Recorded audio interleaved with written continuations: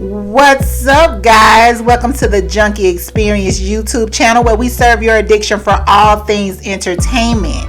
So you know how we do it over here on this channel. We're going to get into the flashback of the week. And this one here is a special flashback of the week because this marks the 30th anniversary of the movie that we're going to be talking about today. And what is that movie, you ask? It is the 1992 Black American crime thriller, Juice. All right, let's get into it. So, Juice starred Omar Epps, Tupac Shakur, Jermaine Huggy Hopkins, and Khalil Kain. It was centered around four childhood friends who made the worst choice of their lives that altered their lives forever. So let's get into talking about some fun facts or some facts that you may have not known about from the movie Juice. So Juice was directed by Ernest Dickerson, who used to be or was at the time still like a cinematographer for Spike Lee. Him and Spike Lee had worked closely together, dating all the way back to one of Spike's first movies, which was She's Gotta Have It. So he'd been working with Spike for years. I think they worked together on like Mo Better Blues and Do the Right Thing, and he was his cinematographer. So Ernest decided that he was going to step out on his own and he wanted to make his directorial debut. He wanted to direct something. He had a story to tell. So let's get into some of these facts about the movie Juice. So one of the first facts was, like I just said, Juice was written and directed by Ernest Dickerson, and it was based on a series of interviews that Dickerson had conducted with a group of his cousin's friends who had lived in the area that's being depicted in the movie. So it was kind of loosely based on like true life events. Now, they didn't go into details, because I'm pretty sure they want to protect the names of whoever they were talking about, but it was based on, well, I would say loosely based on true events. Next fact, Omar Epps. So Omar Epps, who starred as Q, aka Quincy, was 17 years old when he was cast in the movie in 1991. He was actually a senior in high school when he was cast. And believe it or not, Omar Epps in an interview said that he was never interested in acting. Like before he was cast in that, he was never pursuing acting. He wanted to be a singer. He was actually in a group and he thought that, he was going to become a singer. But, little did he know, there was a different route for him.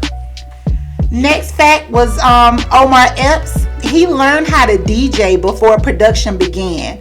So a lot of the spinning that you saw him do in the movie, that was all him. So he got up there, he learned how to do this whole thing or whatever, and he accomplished it. I guess, to make the movie seem more real, more authentic, so I didn't know that. That was a good little fact to know. Next up, Khalil Kain, who played Raheem. He was actually the oldest member in real life. He was the oldest member of the friend crew. So out of all of the stars, he was the oldest. At the time, he was 26 years old, while just like I said, Omar Epps was 17, and Tupac and Jermaine Huggy Hopkins were in their early 20s during that time. Next fact, Samuel Jackson made a debut, or not a debut, but he made an appearance in Juice. So Samuel Jackson, who played Trip, like an old school player type, he was the one who ran the illegal pool hall in the movie. While he played that character, his real life wife, LaTanya Richardson, actually played Steele's mom in the movie. Now, looking at it as a kid, when I did see this movie, that didn't cross my mind at all because I barely knew who Samuel Jackson was at the time, and definitely didn't know who his wife was at that time. But looking back on it now, like seeing it, because I just watched the movie a couple days ago, I was like, oh yeah, that's Sam Jackson's wife right there playing Steele's mom. So yeah, that was a cool fact. Next up, Cindy Herron from the group En Vogue. She was one of the singers in En Vogue, and she played Q's girlfriend, Yolanda, in the movie. She played his older girlfriend who was like a nurse. And she in the movie. So I think Omar Epps and Ernest Dickerson both admitted that they had a crush on Cindy Herron in that when she played in that movie. So I'm pretty sure that's why Ernest Dickerson casted her, because you know she was cute to him and he was like had a little crush on her. Okay, all right. Next fact about Juice is that Tupac auditioned twice for the film. He auditioned for Q first. He auditioned for the character Q, but Dickerson had him stick around and read for Bishop. And Tupac actually showed up with Tretch from Naughty by Nature, because you know Pac and Tretch were like super tight at that time. So he showed up with Tretch, and Tretch read for Bishop as well. But it was just something about Tupac that Dickerson liked. So Tupac actually nailed the role when he threw a chair during the audition. So he got so deep in the character, he was just like, bam, just threw a chair across the wall, child. And he ended up getting that part. Alright, next up, this is more about Tupac. So in an interview, Omar Epps stated that Tupac wanted to stay in character so much while they were filming this movie. Like, Tupac was just like, look, you know, y'all call me Bishop. Like, I am Bishop, don't call me Tupac. This is why he was on set. He was like, do not call me Tupac. I am Bishop. And Omar said, you know, Tupac was like really aggressive with it. Like he was like, call me Bishop. Like he wanted to stay in character the whole time. So he made the cast and crew call him Bishop while they were on set. All right. Next fact is, according to Jermaine Huggy Hopkins, who plays Steel in the movie, Tupac often would just walk off set. Like, you know, he'd just be like, you know, I'm out, peace, you know, whatever. So he would just like, you know, get up, I guess maybe if it wasn't like time for him to shoot or whatever was going on, Tupac would just like get up and, you know, walk off the set. We know Tupac was our problematic fave. We loved him. We knew how he was. You know, it was two sides to Pac, you know, so, you know, some people got to see both of those sides. But anyway, Tupac would walk off set during the filming. So as a prank, Hopkins told Tupac that he heard that he was gonna be fired. So he went up to Pac and was like, you know, Pac, man, they about to let you go, bro. Like they about to fire you off for this movie. So, you know, Pac, he gonna go and try to figure out what's going on. So he went and tried to, you know, he asked the question like, you know, y'all talking about firing me or whatever. So when Tupac found out that it wasn't true, he actually tried to jump on Huggy. Jermaine Hopkins, who played Steel in the movie. Like they actually got into a physical altercation because of that. Because you know, when Tupac found out that, you know, Huggy was pranking him or whatnot.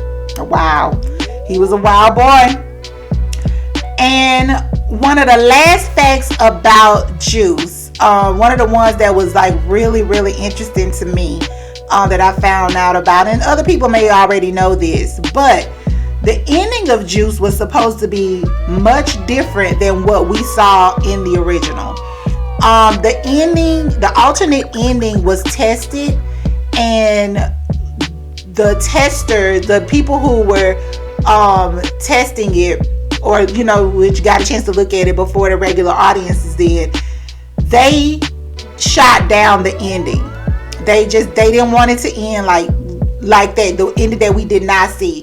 So in the original, the original ending should have been Bishop. So Bishop was supposed to like nearly climb up. So in that ending scene, when Bishop falls to his death, he's actually supposed to like nearly climb up and like get back up on the roof.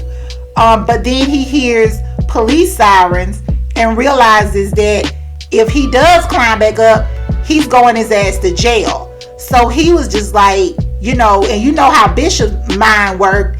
It was like, well, you know, I would rather die than to go to jail, you know. So instead of, when he climbed up and he heard the police sirens, then he actually turned, you know, he took his hands off and he fell to his death on his own accord. But what we saw was Q attempting to save him and not being able to keep his grip, and Bishop slipped out of Q's hand. It was like Bishop was begging Q to like pull him up, but Q just couldn't hold on anymore, and that's when Bishop fell in a dark alley to his death. But just thinking about that ending, either one would have been, I wouldn't have had an issue with either one of the endings. Like the ending the way it is, because to tell you the truth, I just wanted Bishop gone. Like Bishop had just did so much so fast. Like, he had just caused all of this trauma, like all of this. He just ruined these people's lives. Like, at the drop of a hat, just one simple mistake, one bad choice ruined everybody's life. And I was always trying to figure out, like, when did something click in him that he was gonna take this turn? Like, because in the beginning of the movie, you see where he's like, all happy-go-lucky with his friends or whatever. Of course, he was getting, punked out by the Puerto Rican gang or whatever. But we saw, like, they looked like they were boys or whatever. Like, everything was so good. But then when they saw the dude Blizzard, or when he found out about the dude Blizzard holding up the spot, and then after he saw Blizzard, on the news where they reported that Blizzard had gotten killed, then it was like something just like at that moment must have clicked in him, because he wasn't on that level at first. So yeah, I'm telling you, this movie is so deep. It makes you think about things. When I saw Juice, I was a kid. I really didn't understand, because I didn't grow up in that type of environment, so I didn't really understand it. I knew, it was Tupac in it, we wanted to see it or whatever. The dialogue was good, the music was great. So that's basically what a lot of kids were looking at it for, not like to get like all, a deep dive. So as an adult, I can go in and take a deep dive into this movie and like really try to figure out, like, what was the director trying to show us, what, and how the characters were portrayed. So yeah, y'all, so those are all the facts about the movie Juice from 1992. Like I said, this is Juice's 30th anniversary. It was released to the world on January 17th, 1992, and it is one of the classics. So if you have never seen Juice, I suggest that you check it out. And thank you guys so much for watching. And if there's some other facts that I didn't put in there, or something that you think may be more interesting, definitely hit me down in the comments. And we can talk about it. We can discuss it in the comments, what we thought about the movie, like some other things that we might want to touch on. But again, thank you guys so much for watching the Junkie Xperience YouTube channel. Our flashback of the week was Juice from 1992. And until next time, bye, Junkies!